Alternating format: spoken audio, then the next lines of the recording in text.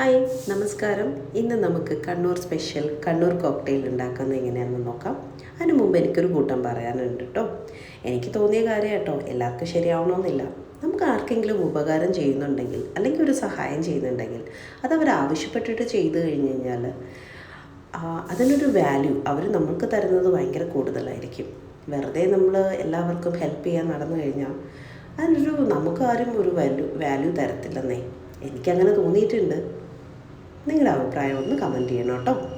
So നമ്മുടെ Kannur special Kannur cocktail ഉണ്ടാക്കാൻ വേണ്ടിയിട്ട് ഒരു നല്ല രീതിയിൽ നമുക്ക് കുറച്ച് ക്യാരറ്റ് ഒന്ന് വേവിച്ചെടുക്കാം. ആദ്യം തന്നെ ഒരുപാട് നന്നായിട്ട് വേവണമെന്നൊന്നുമില്ല, എന്നാലും അത്യാവശ്യം ഒന്ന് ആവി കയറ്റി നന്നായിട്ട് അടിക്കാൻ പറ്റുന്ന രീതിയിൽ ആക്കിയെടുക്കുക.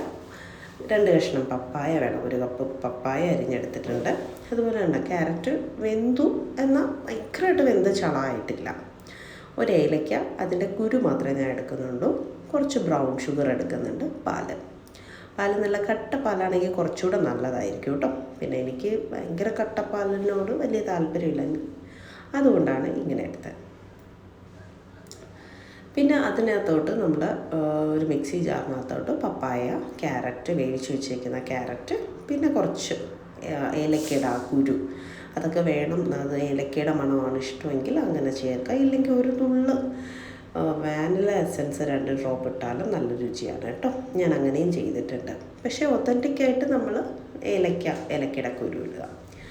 പിന്നെ കുറച്ച് പഞ്ചസാര, പിന്നെ കുറച്ച് പാലും കൂടെ. ആദ്യം കുറച്ച് പാൽ, നമ്മുടെ സാധാ മിക്സിയൊക്കെ ആകുമ്പോൾ കുറച്ച് പാൽ ഒഴിച്ച് ഒന്ന് നന്നായിട്ട് ബ്ലെൻഡ് ചെയ്തിട്ട് അതൊന്ന് സ്ട്രെയിൻ ചെയ്തെടുക്കുന്നതാണ്.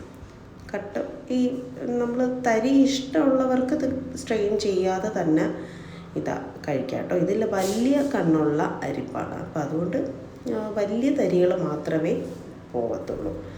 അപ്പോൾ അതുകൊണ്ട് നന്നായിട്ട് നല്ലോണം അരിച്ചെടുക്കുക. മധുരത്തിന് നമുക്ക് ബ്രൗൺ ഷുഗറിന് പകരം കുട്ടികൾക്കൊക്കെ കൊടുക്കാനായിട്ട് നമുക്ക് നല്ല ഡ്രൈ ഫ്രൂട്ട്സ് കടയിലൊക്കെ നല്ല പനം കൽക്കണ്ട് കിട്ടും. അതൊരു നല്ല റീപ്ലേസ്മെൻ്റ് ആട്ടോ കുട്ടികൾക്കല്ല വലിയവർക്കായാലും നല്ലതാണ് പനം കൽക്കണ്ട്. അപ്പം അങ്ങനെയും ഒന്ന് ട്രൈ ചെയ്ത് നോക്കണം കേട്ടോ. ഇപ്പം എൻ്റെ കയ്യിൽ പനം കൽക്കണ്ട് ഇല്ലാത്തതുകൊണ്ടാണ്. ഇല്ലായിരുന്നെങ്കിൽ ഞാനത് യൂസ് ചെയ്ത് തന്നെ. പിന്നെ ഈ ഒരു ചൂട് കാലത്ത് പറ്റിയ ഡ്രിങ്കാണ്. ഇതൊരു ഗ്ലാസ് അങ്ങോട്ട് കുടിക്കുമ്പം നല്ലൊരു റീഫ്രഷിങ്ങാണ്. ഒന്ന് ട്രൈ ചെയ്ത് നോക്കും. Thank you.